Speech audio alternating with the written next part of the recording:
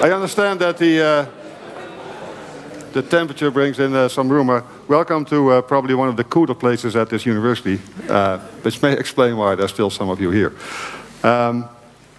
Ladies and gentlemen, very good afternoon. A warm welcome to all of you, and in particular to the nominees and their friends and families. It is my pleasure to present today our Academic Awards of 2015. And basically the champions are sitting over there. They're all champion of their year, but only a few of you can be the final winner. So the winner takes it all today. With the academic year drawing to a close, our university puts a spotlight on some of its most excellent students and scientists. Basically, the academic awards that we have reflect our key mission. And the key mission is to educate the next generation of engineers and scientists. We aim for very high quality, small scale education, which is the signature, I think, of this university. The interaction between students and our researchers is central in our educational system. Basically, we aim to attract the very best researchers to this university. Scientists that not only perform cutting-edge research, but who also fully embrace education. Because it's the combination of the two that we believe is important. And in this way, our students and researchers, and they're sitting over there, receive guidance and inspiration from the best of the best. And we believe that this coupling between research and education is truly the best way to educate our students for their future careers. We basically invite and challenge our students to explore the limits of our understanding, such that they can push these limits. We stimulate our students to be creative, to go beyond current understanding and paradigms. That's what we are trying to get across to our people. We also stimulate our students to stand up, to take initiative, and to be entrepreneurial. And we encourage this at all stages, but in particular, and that's what we're here for today, during the master, pedeng, and PhD phase.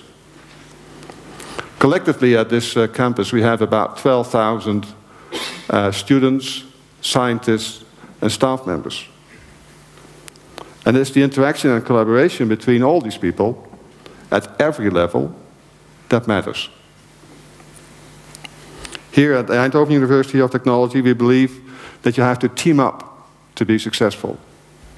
It is then, and probably only then, that we can really make a difference. It enables us, and in particular you, to compete with the best of the world. That's the ambition that we have. And I gladly point out that only 3 weeks ago, it was announced that our distinguished university professor, René Janssen, will receive his Spinoza Prize, the highest Dutch award in science. And the Netherlands Organization for Scientific Research praised him as a world leader in the field of organic solar cells. It's a rare prize, and it's actually been 14 years ago that we received our second prize, and Bert Meijer, who's here in the front row, was at that time the prize winner. And as NWO stated, and I quote NWO, René Janssen has found a unique way to combine chemistry, physics, and fundamental research with applied research, which sort of highlights what we're doing at this university. As a scientist, Janssen is motivated by one of the great societal challenges, the global transition to sustainable energy sources. His approach is unique in science, and he has succeeded in inspiring many international researchers. Again, that's one of the things that we want to do, inspire people. Through his research into materials and new technologies, polymer solar cells have developed from a scientific novelty into a potential future energy source. But the beauty is in this. Despite his incredible success in science and technology, René Janssen believes that the most important contribution that he makes is in the education of young students and scientists. And I could not agree more. And just like René Jansen is a graduate from our university, that just might be a future Spinoza Prize winner among the students that we're seeing over there. And that's exactly, precisely what we're aiming for. Excellence in every aspect. So ladies and gentlemen, all of the nominated projects really stand out, and each of you basically is a winner. I said it already. So I'm truly honored to be standing here as Director Magnificus of this university with all this talent in this room. So that sort of finishes the introduction, and I would like to move on to the actual awards. We start with the final project award, the first row that we're seeing over here. And I would like to invite all the nominees on the stage.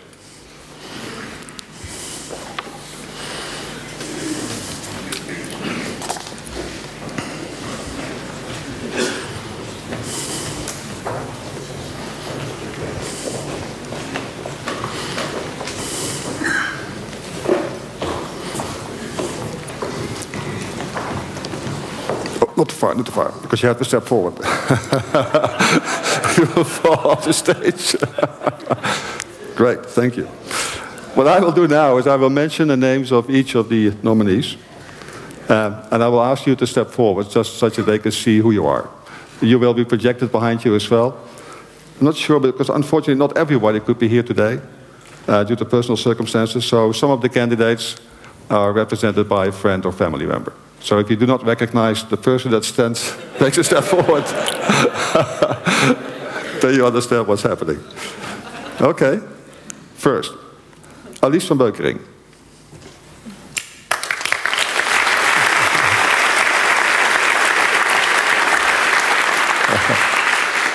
Jos Feijen.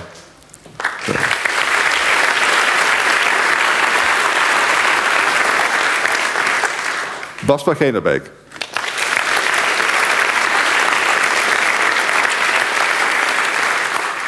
Mick Heikens.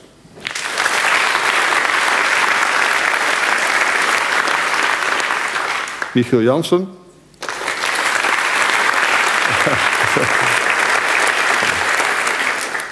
I hope I pronounce it right. Gunnar Lantin.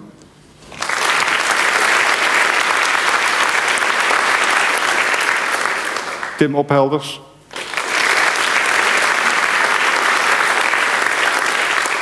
Koen Schakenraad.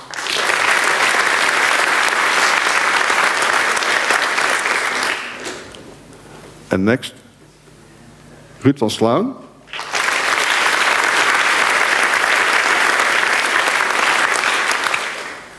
And last but not least, Christine van Veenendaal.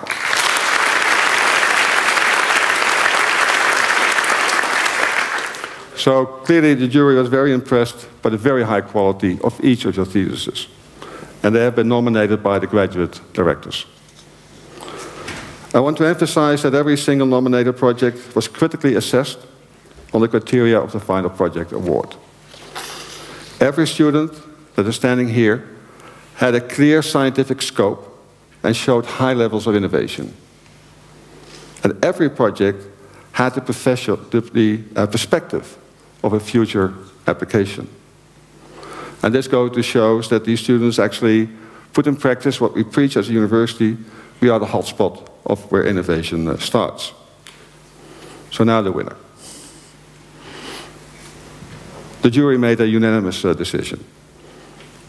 And the winner of the final year project award of 2015 is, from the Department of Mathematics and Computer Science, Christine van Veenendaal.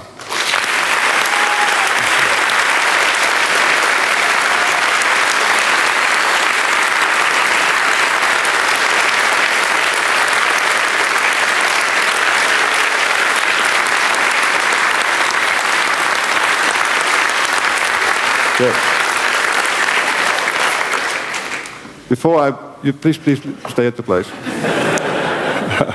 I will first give a certificate to all the candidates and congratulate them. Ja, proficiat. Proficiat. Proficiat. Alsjeblieft. Proficiat. Proficiat. Ga je zitten. Jullie horen het allemaal, hè? Proficiat.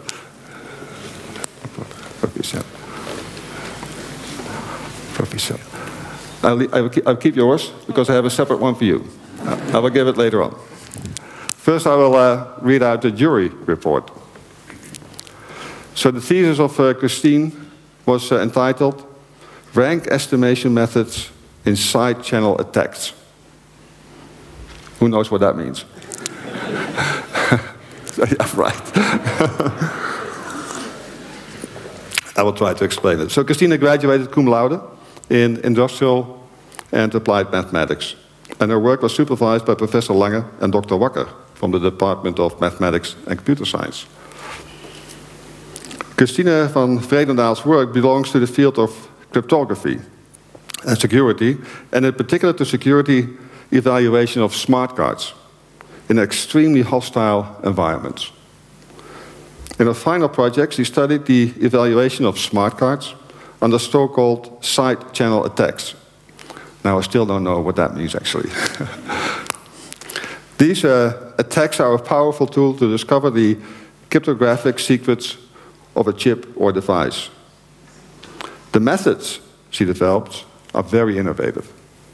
The work of Christine van Vredendaal was published at the foremost international academic conference dedicated to research on smart cards and their applications. Her paper was awarded the prestigious Yves Deswarte Prize, which goes each year to the best paper of this particular CARDIS conference, and authored or co-authored by a student. So that's a really remarkable achievement. Congratulations for that. Christine, congratulations on behalf of the whole university on this exceptional project. And I will give you a big certificate. Ja. Dank u wel.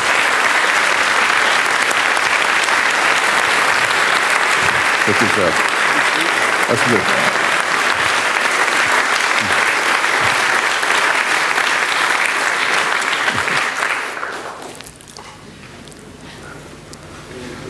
We'll have to laugh.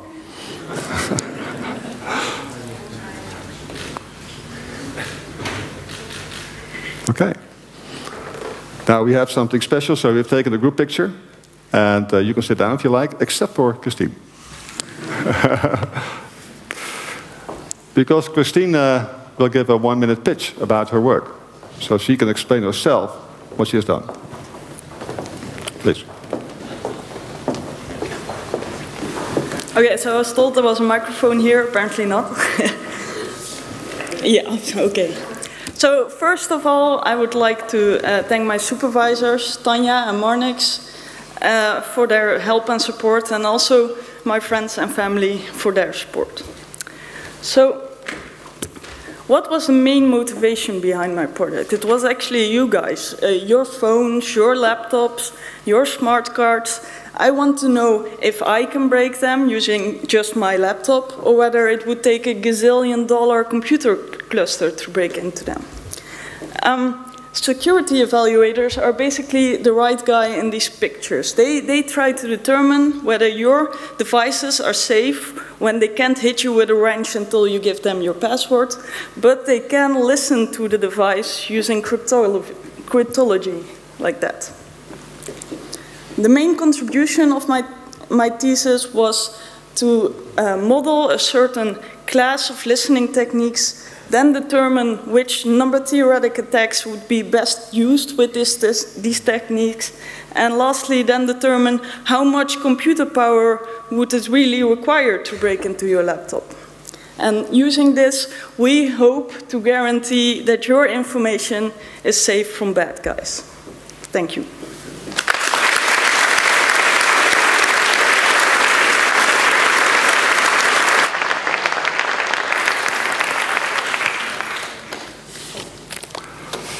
The second prize, the award that we have, is on the Academic Design Award of 2015. This award is dedicated to the Postmaster program organized by the Stan Akkerman Institute at the 3TU School for Technological Design. Again, I would like to invite the nominees on stage.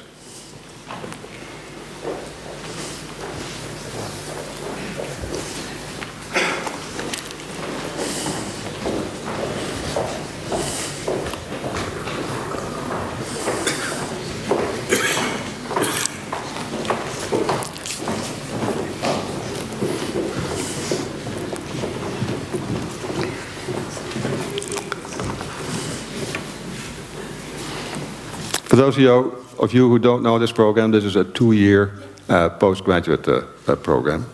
And this year, as you can see, the jury has evaluated 8 design reports that were nominated for the Academic Design Award 2015.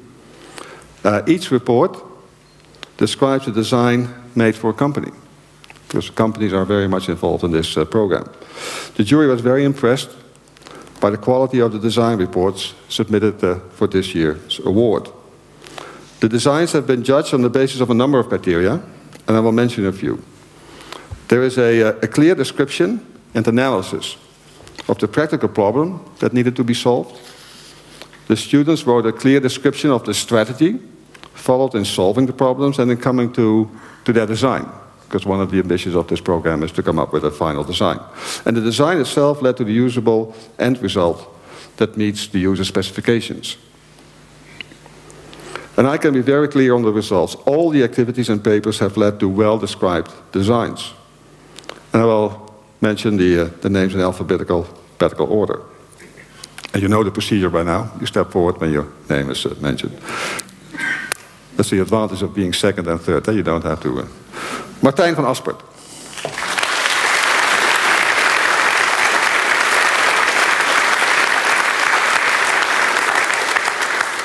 Lazar Draskovic.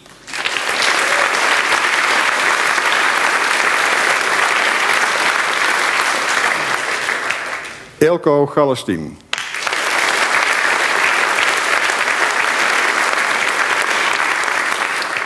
Serkan Kula.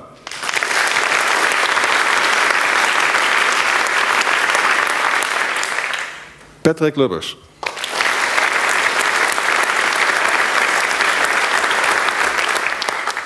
Bordana Szymanska.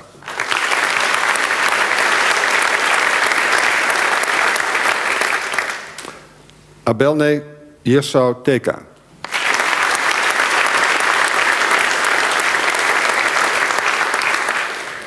En Tomi Sakharopoulou.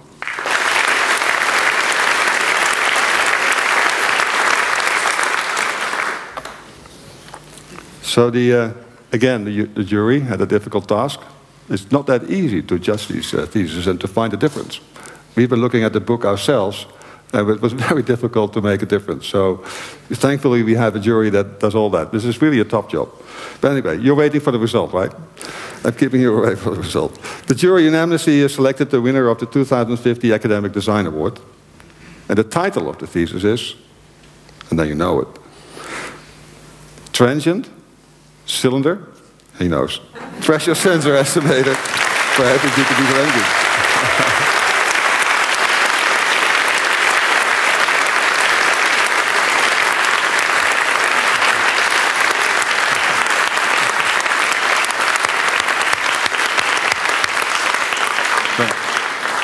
We'll first give each of you your certificate, and you will get the big thing, yeah? Okay?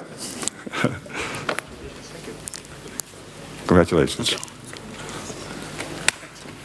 Congratulations. Congratulations. You will get the big one later on, okay? Just a second. Professor. Oops. Professor. Professor. Congratulations. Yeah.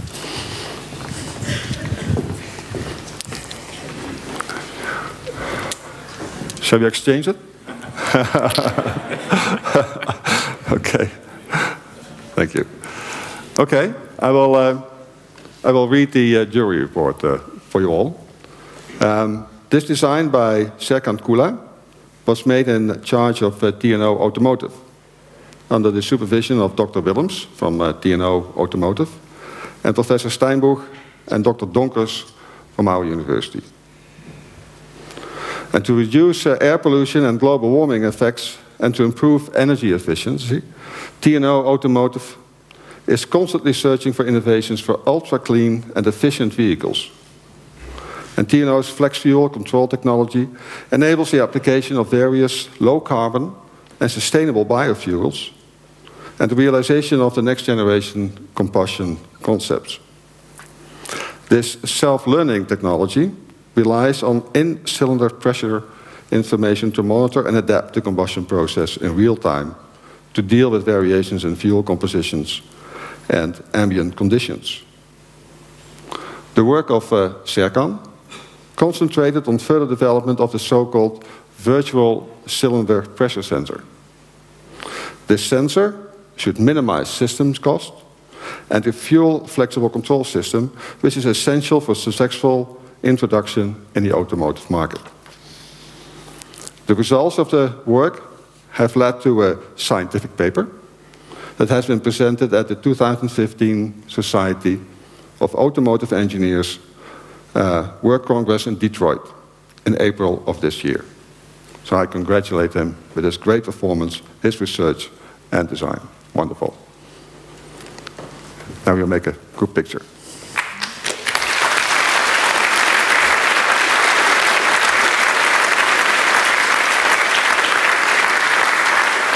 You can all sit down, except because we have a 1-minute pitch.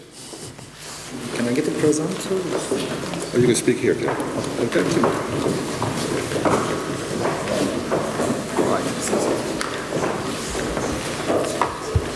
Again, welcome everybody. And first of all, I would like to thank you all the people who are involved with my PDing project and helped and guided me during my PDing time.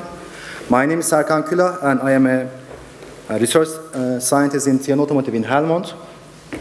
And can I get the presenter? That's my... You want to have a microphone? No, the presenter, to change the presenter. Yeah, because I am on... Yeah. Oh. And it's... Just ask the next slide. Anyway, I will do... Since we are in the age of making things smarter, the truck engines are not an excuse. Also, we want to, at TUe Automotive, to make our truck engines as smart as possible. And one of our topics is to apply new advanced combustion control concepts to our truck engines. And by this way, we want to achieve much clean and efficient engines. But like every smart system, these controllers also require a sensor and a control pad. And for sensing purposes, we are using these so-called in-cylinder pressure sensors. And with these devices, we can look into the combustion chamber and real-time see what's happening inside the engine. They are good equipment, they are really fast and sensitive, but on the other hand, they are really expensive. Estimated cost around €100 per truck engine, per sensor. Because of that, our aim, because of this cost issue in my PDing project, I designed a so-called virtual pressure sensor system. And with this system, now we can use only one sensor in the engine, and we can still do closed significant control. So our aim is to use the virtual pressure sensor and use only one sensor, and by this way to reduce the cost of these combustion controllers significantly. Thank you very much.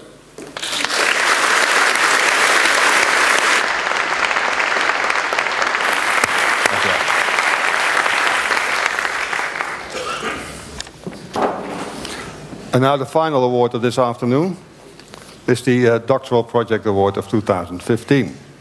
And again, I would like to invite the nominees on stage.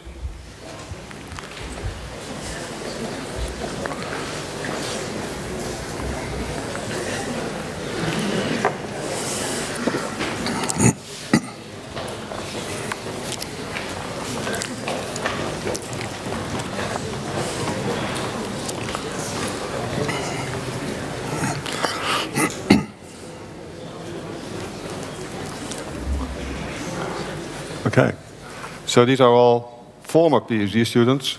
They've been working on that project for 4 years and have graduated over the last year.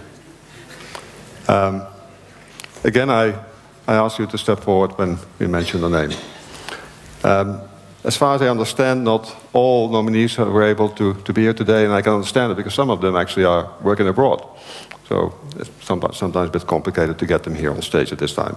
As far as I know, Jeroen van Lier will be represented by Nantal van Lier. Is that correct or not? Sorry, you're here. Oh, good. Life is full of surprises. Good surprise. Okay, I will go in alphabetical order, more or less in the sequence that you have here. Man Hong Duong.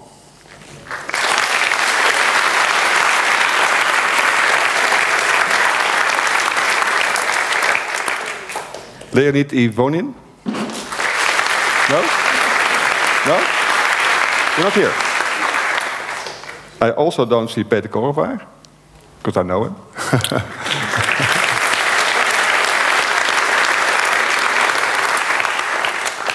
Wouter Meulemans. There we are.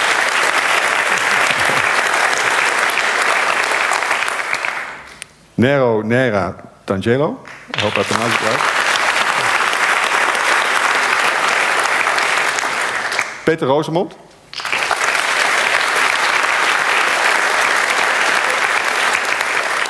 Sjors Schelkens.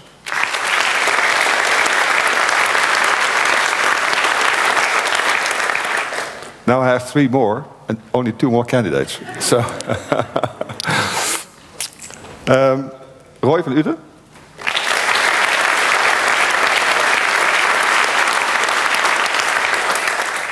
Jeroen van Lier.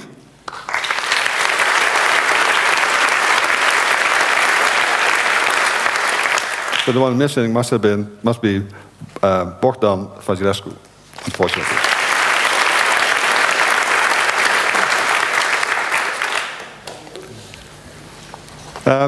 Again, in this case, it was a very tough decision for the jury to make. And they had to evaluate 10 theses that had been submitted. And they were all of outstanding quality. All these theses were fascinating. And all met the criteria of innovative character, a broad scope, accessible, and some societal relevance. It is an utmost compliment to all of you. All of these scientists here on stage. Nonetheless, the jury had to take a decision and succeeded in selecting, say, the most excellent of excellent theses.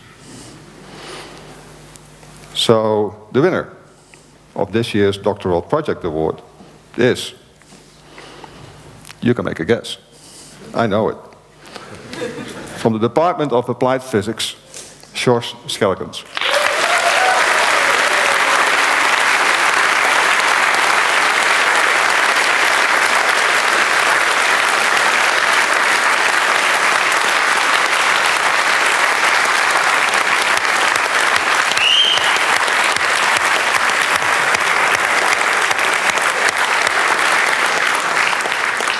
I will first read the jury report and then I will give you the certificates. Is that okay? Yeah? So the title of the thesis was Manipulating Spins. Novel Methods for Controlling Magnetization Dynamics on the Ultimate Timescale. That promises something, eh? Ultimate timescale. It was supervised by Professor Bert Koopmans from the Department of Applied Physics, and the degree was awarded cum laude.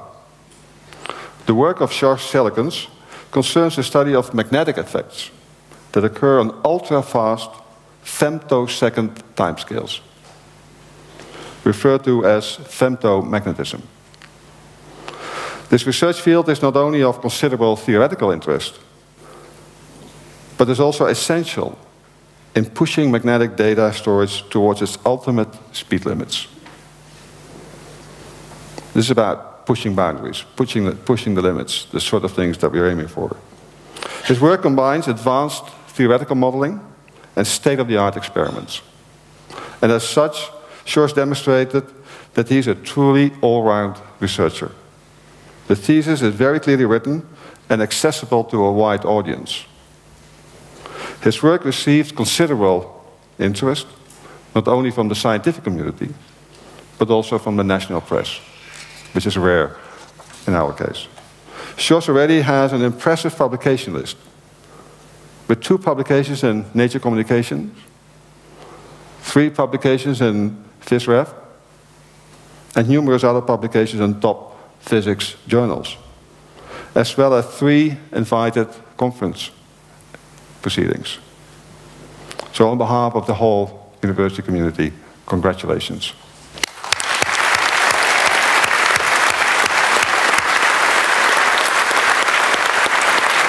Yeah. Yeah. I have to watch out because there was something missing. Yeah, I think there are 2 missing. Peter is missing. Yes, Okay, I'll put this back. Oh. Dat klopt, hè? Ja. Oké. Ja. Red faces. Look yourself. I will leave you. I will keep this all on my arm. I will give you the big one. Okay? Red faces. Look yourself. Alsjeblieft. I will get you the big one.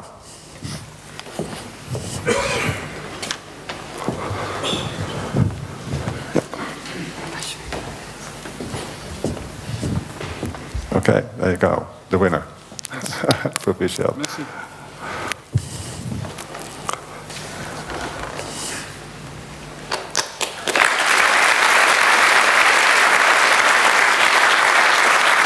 Okay. Now that we've taken the picture, it's up to you to give a 1-minute pitch, and you can take your place in the audience again. Please go ahead. Thank you for the introduction. First of all, I would like to actually thank everybody involved in my PhD for their support, and especially Bert Koopmans, my supervisor, who is sitting here in the audience, smiling, I guess. What I try to do during my PhD is to increase the speed of your future magnetic hard drives. And we did this actually by using very intense, very short laser pulses, femtosecond laser pulses. And we shine them at a magnetic material. Well, what then happens is that the light, the intense laser pulse, is absorbed by the magnet and a big explosion takes place, as you can see on the slide. Well, we wanted to find out what is happening in this explosion. And that's why we actually came up with new measurement methods to more accurately look at difficult, complex magnetic materials. We invented or actually made new theory to describe the behavior of these complex systems on ultra-fast timescales. And third, we did a wide range of experiments on various magnetic materials, various configurations, to really find out which mechanisms are now happening in this big explosion. And the most important observation, or most important result from my PhD, I think, is a demonstration of a new physical mechanism which might in the future speed up your hard disk by a factor of 1,000. Thank you.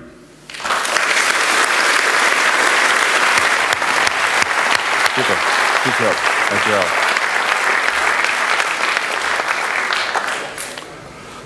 Okay, we first move on to some music. Please.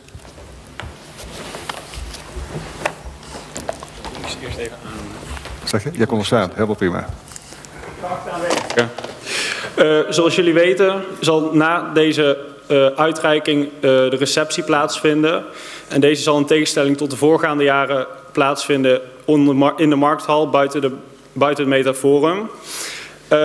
Aansluitend daaraan zal om 6 uur het evenement Professors on Stage van start gaan. En niemand minder dan Frank Baaiens zal het openen.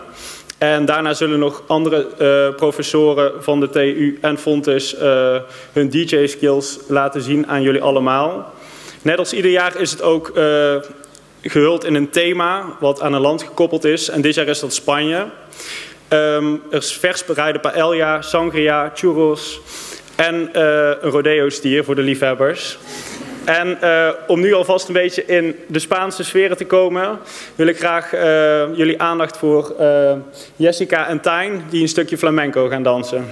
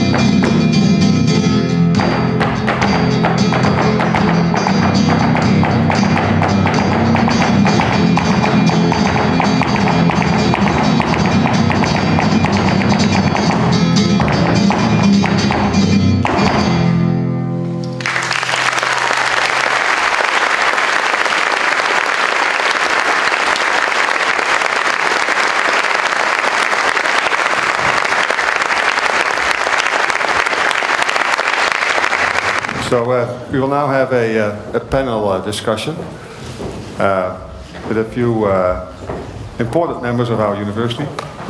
Jan van Soo is Dean of our graduate school. I've already introduced Bert Meijer implicitly, and a number of other people. And they will have a discussion on a number of statements that they have been provided on with before. You will guide the discussion. Perfect, I'm taking over. Thank you very much. Also very warm welcome from me, an alumnus from this university, and I have to say I was never before in all these 7 years that I studied at a academische plechtigheid. I don't even know what the English word is because we use this academic year, but at least not conscious. But I can tell you right now I am very conscious, and let me start off by saying congratulations to Christine, Serkan and Sjors, because you really nailed it. Good job. Now we have this panel sitting here, and please give me the opportunity to introduce you first, the 5 of them, because they're all connected here with the university, technical university of course, and they have all something to do with the graduate school, the new house of all these different programs we have, the masters, the PDNs, and of course the PhDs. And let's start off with the first of them, and he's sitting right in the middle actually. That's Professor Jan van Soo. He's the Dean of the Graduate School, and he's also Director of TUe, who is responsible for all programs, and we also have a student of this program here as well. And let me please introduce all 5 of them first before we go to some statements, and then we go in depth. Next to him is another professor, and he's actually on the far right, Professor Bert Meijer, and we have heard already that he is fascinated and passionate about molecules for over 30 years already, he even won a Spinoza Prize with it. And it was his promoter, Hans Weinberg, who really made him sparkle and made him do what he's doing now for over 30 years. And of course he has much to say about how to enthusiasm people, students, and his PhD students. Then we make a small bridge to the second person from the left, and I hope I say it right, Hashret Ardishli. I knew I was still and she's really been all over. She started her education in Turkey, and she had an exchange in the USA, has been to Germany, Spain, and now she's found Eindhoven as a wonderful city to do her PhD, and she's supposed to finish it in upcoming February, isn't it? Working at IMTech on the solution of energy efficient heating and coolings, and updating them and evaluating them. Yes. Then the third person from the left, originally born and raised in Romania, and I can say with a very sharp eye for detail, is Emilia Silvas, and she's working on hybrid solution for trucks at the Department of Mechanical Engineering, and she has lots of experience with the PhD, as she is in the 4th year already. And last but not least, the youngest guy on our show is Guido Hendricks, and he's a master's student at the Faculty of Applied Physics. And he's very much involved with the education, because as he says, the bar for applied physics is very high up, and I want to keep it there. Because if I graduate, I want to have a group as these, being very enthusiastic about the things that I've done, and if I finish this master program, well, I'm able to get a job everywhere. All right, these are the 5 panel members. Until now, I forgot to mention my own name. My name is Rudy van Beurden, and I am allowed to guide you through the upcoming 15 minutes in a panel discussion about mentoring within the graduation school, the graduate school. And actually, I would just want to kick off with saying what the purpose is of the graduate school. It's all about mentoring students to prepare them for their future careers. As we've seen these prizes and these academic awards, they achieved much. These students, these brilliant scientists. But of course, society of nowadays asks for many, many engineers, a wide range of engineers. We need all sorts of people. And therefore, the university sees that it becomes increasingly important to teach these students, to mentor them. And that's exactly the subject of these upcoming 15 minutes. And actually, I just want to start off with kicking off with the very first statement, and then I invite anyone of the panel to pick up the mic and to say what he or she opinion is about it. Can I have the next slide, please? The TUE is responsible for the professional orientation of her students. Who likes to start? I think that was the first slide already. Can I have the previous? Oops, it's nearly weekend. I did say I was conscious. This is actually the very first statement, and I read it out loud already. The main goal of the graduate school mentoring is to prepare students for their future career. And I gave some away already, but please pick up the mic, and maybe it's a good idea to start off with Professor Jan Franso. I think you have to agree as being the dean. Well, I think mentoring is one of the key elements of the graduate school. So when we redesigned in particular master programs, but also the way we offer the PhD and the PDEng programs, there's actually a lot of freedom to shape your own career, to shape the type of discipline you choose, to work at the interface of different disciplines. And that gives you lots and lots of opportunities.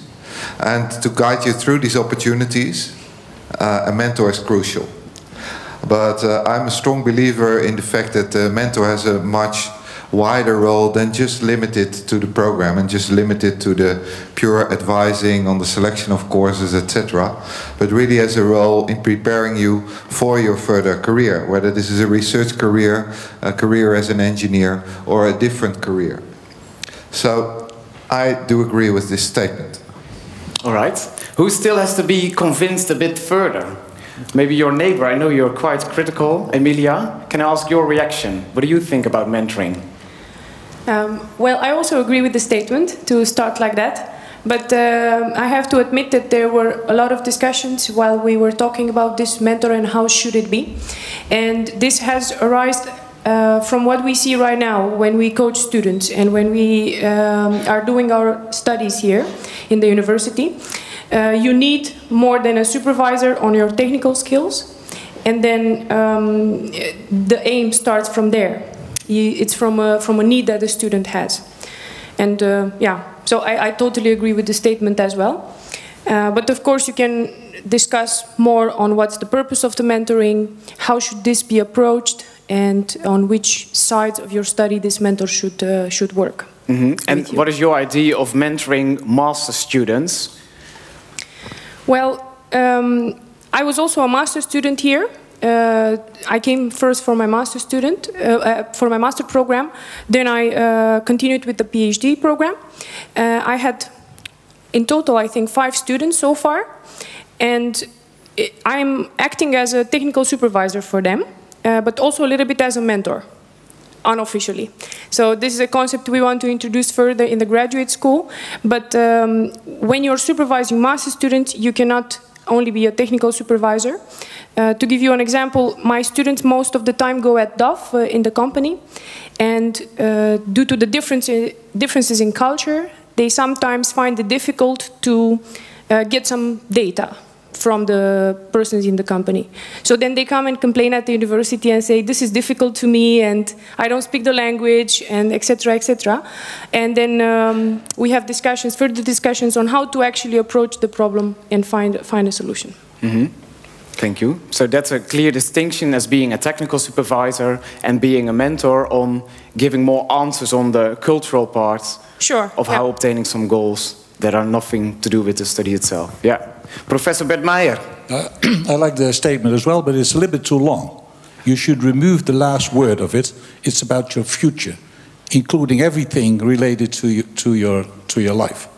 And mentoring is from someone who's a little bit older, has a little bit more experience, and you select your mentor in such a way that it fits with your ideas for the future. And one of the things I like to, because it's also a little bit of debate, so we should debate a little bit. I never use the word my student, or I correct graduate students that my student is doing this or this. You have my bike and maybe my children, but it's not my students. There are these students studying here. And you mentor them, and you help them, but it's something else than that you own the student. So I think it's very important to, from now on, never use the word my student anymore. Bert, if we can say with you, because I said already, when you were doing your promotion, you got sparked by Hans Weinberg. Can you say something about that? Because we read about you, or I read about you, you were interested in chemistry, but you actually didn't have quite a specific idea of where to go. And now you're the head of this department, and everyone from all over the world is flying to Eindhoven to be in your group. How come? So, my PhD advisor, Hans Weinberg, he passed away just 2 years ago, but he was sent by his parents during World War II to the US. So he was trained as a US academic, and he came back here, and he took with him the idea what they do in top universities in the US, that is that you really try to train the people for the rest of their career. So you're an educational institution, you're not a research institution, but an educational institution. You want to sparkle the people, you want to stimulate, you learn a lot. I don't do any experiment by myself. All of the success is of the people in the group. So if the youngest student is successful, the group is successful. If there are many groups successful, the university is successful. That's the way it is, and the only thing what we have to do is, with our experience, to guide where is the intriguing science and engineering to do. And I think for that, this university is the best place to be, because there both science and engineering are graded similarly well, and we like to combine them, and there are not many places in the world where we do. And so I fully agree with that. We try to do that here based on excellence, but not in order to be the product. It's not a product. The products are the students. So where innovation starts is where young people start to do the work. That's how I see it. So I was very pleased that 2 of the people from our group were on stage. I'm a little bit disappointed that they didn't got the award, but there is a next year round again, and so we will find out better.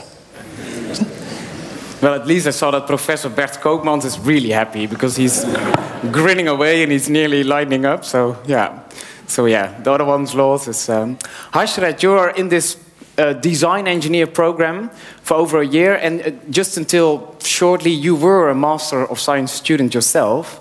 Yes, and apart from this, I can tell that I have been mentored in many countries all over the world, and the difference is, as the professor just mentioned, I think it's very important that you see the big picture, because you can mentor a student for their project or how to get the data, but the important thing is in how you can inspire that person, because for example, my previous supervisor's mentoring ability is the thing that broadens my horizon. So that's the important thing in mentoring, I think. To broaden your horizon. Yeah, that's the main I aspect. think that's the primary goal. That helps you to define your future. All right. Yeah. By having a look on the clock, I know, Guido, we weren't with you, but please hand over the mic to Guido. Then he's the one to kick off the second statement. Can we have the second slide? The TUE is responsible for the professional orientation of her students. What do you think yourself, Guido? You are a master's student? Yes.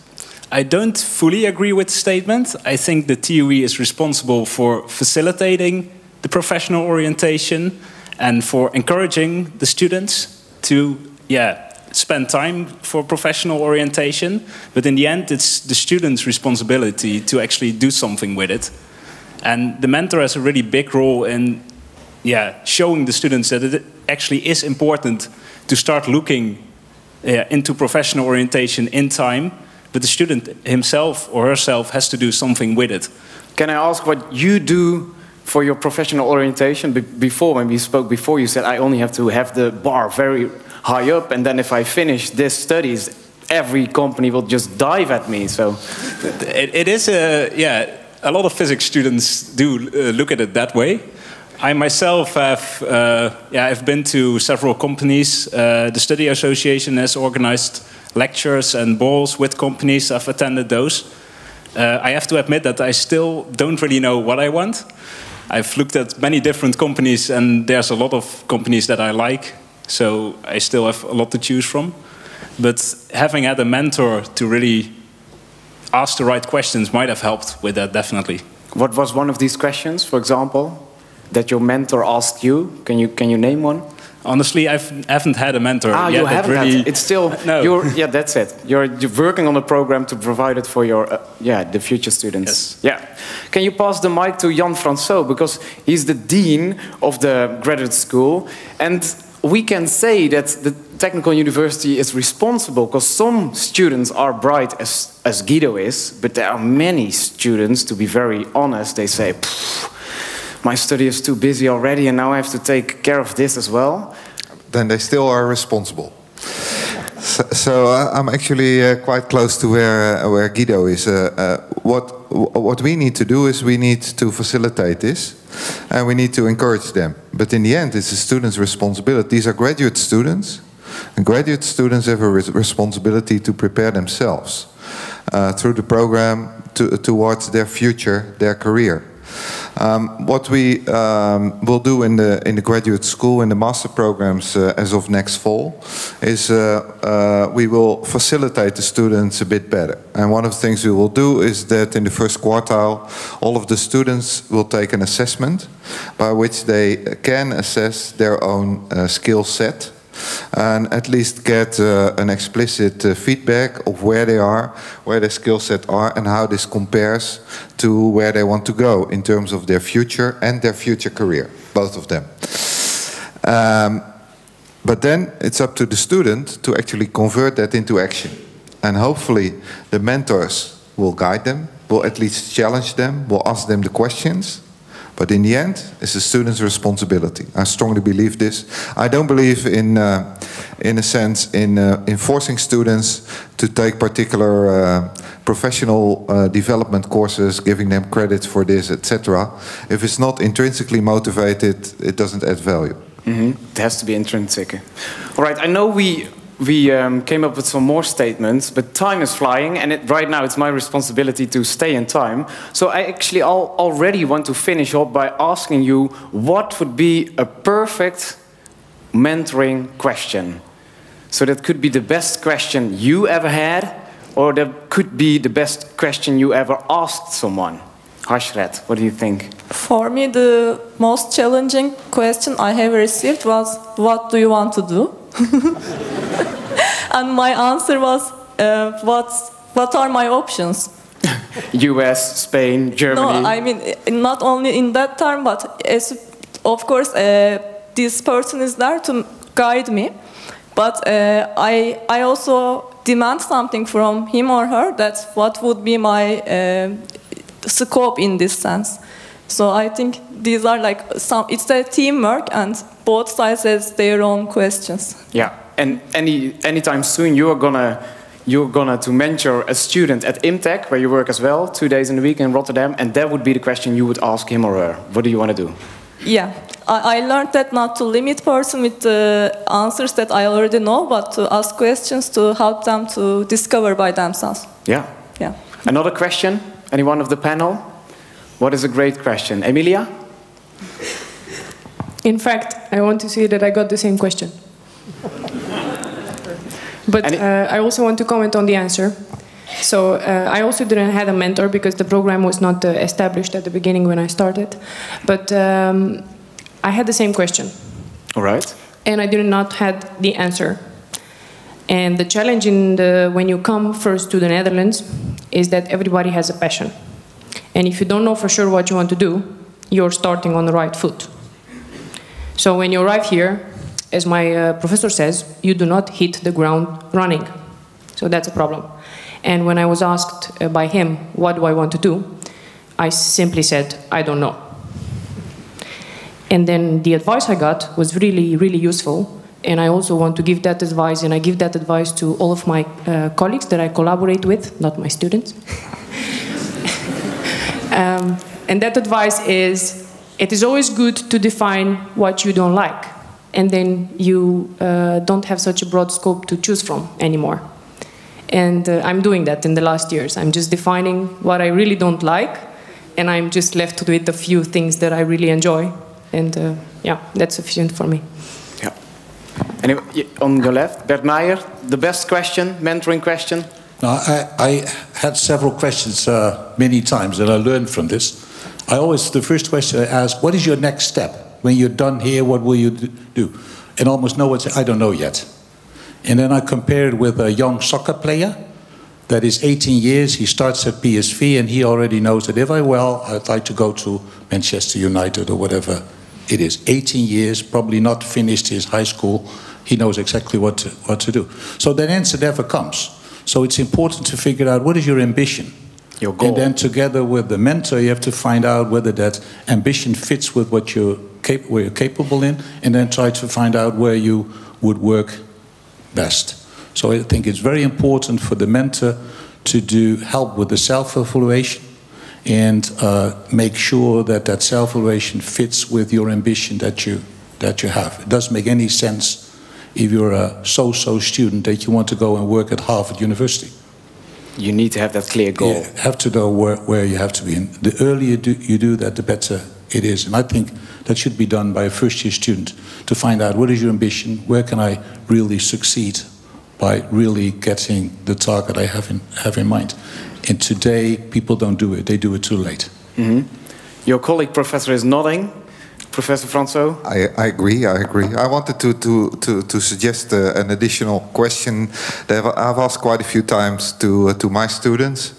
What I see is that a lot of so any of my future students may see that. I see a lot of students in at least in the programs where I've been a part of. They struggle at some moment whether they want to be a scientist, an academic, or an engineer, go out into industry. And a question that I often asked to start the discussion with is: are you more interested in the why or in the how? Silence. That's good, right? Last but not least, the latest member on our panel, Guido. What is the best question people can ask you? Probably just what actually makes a place nice to work for, or why would I want to work somewhere? Not so much as what do you want to do, but all the smaller parts of, why would you want to work there? What do they produce? How is the environment? How are the people that work there? Just cutting it down a little bit from the what do you want to do question. Yeah, the really daily things that surround you, and they have to be nice in order to keep it going. Yes. Yeah. All right.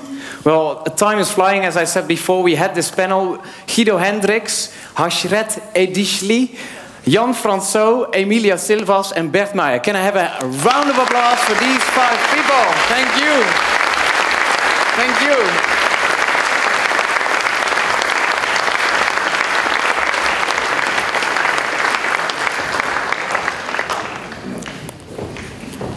I'll hand it back.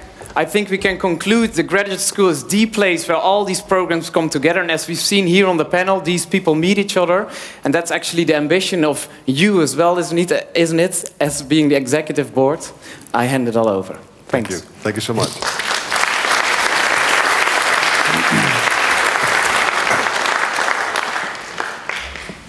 I was about to say that I'm so proud of our students, but I'm not sure that I can still do that. So I'd rather, I guess, I from now on have to say that I'm proud to have had the privilege to supervise and to collaborate with all of you. Once again, I would like to congratulate you on the accomplishment that you've had with your thesis. You're looking forward to for a bright future. Hopefully you have a clear vision of it, which I think is important. Having said all that, I would like to thank you for being here today. Again, congratulate you if you're a father, a mother, or a friend with these excellent students. With this, we come to the end of this meeting, and I would like to invite you to the drinks. And if you have the courage, you can stay on until 6 and later and listen to some of the music of my teenage. Having said that, thank you and have a nice day.